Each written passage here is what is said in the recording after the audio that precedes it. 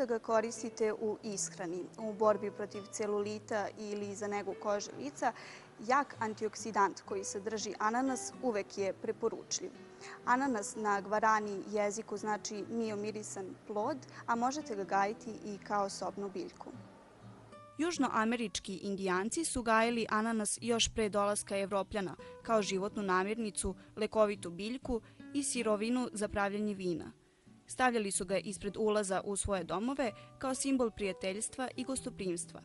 Vremenom je postao dizajnerski motiv u arhitekturi i umetnosti, ali je najveću primenu našao u gastronomiji. Kada kupujemo ananas, moramo da obratimo pažnju da li je, pre svega, vizuelno da li je svež ananas. Dešava se često da su sakrivena mesta na njemu gdje već počinju da trule.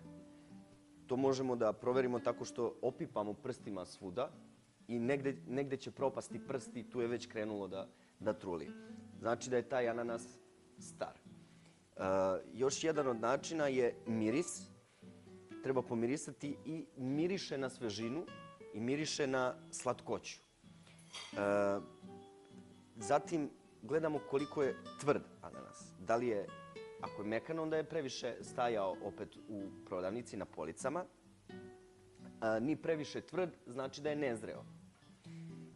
I jedan od najzanimljivijih možda pokazatelja da li je ananas svež ili nije, sa gornje strane gde su liske, izvučemo najmanji ovaj listić koji se nalazi u sredini, izvučemo njega i pomirišemo dno tog listića. Prvo pogledamo da li je mekano i da li je on počeo da truli.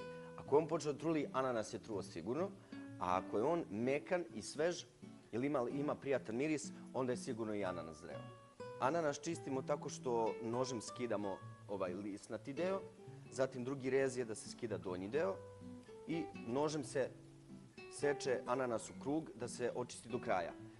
Ostaju male rupice koje se čiste po dijagonali, izvlače se što manji kanali i na taj način ananas se očisti sa što manjim otpadom. Ananas je izuzetno bogat vitaminima i mineralima. Od minerala poznato je da sadrži kalijum, natrijum, kalcijum, magnezijum, mangan i fosfor. A od vitamina sadrži vitamin C, vitamin E i vitamine B kompleksa. Ananas u sebi sadrži enzim bromelin koji uspešno razlaže belančevine, odnosno proteine u mesima. Zato se ananas ili sok od ananasa koristi u gastronomiji.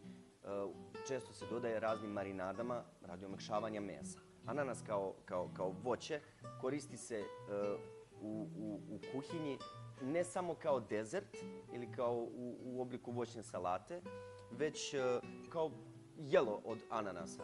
Poznati dezert je ananas sa belom čokoladom ili grilovani ananas sa ruzmarenom.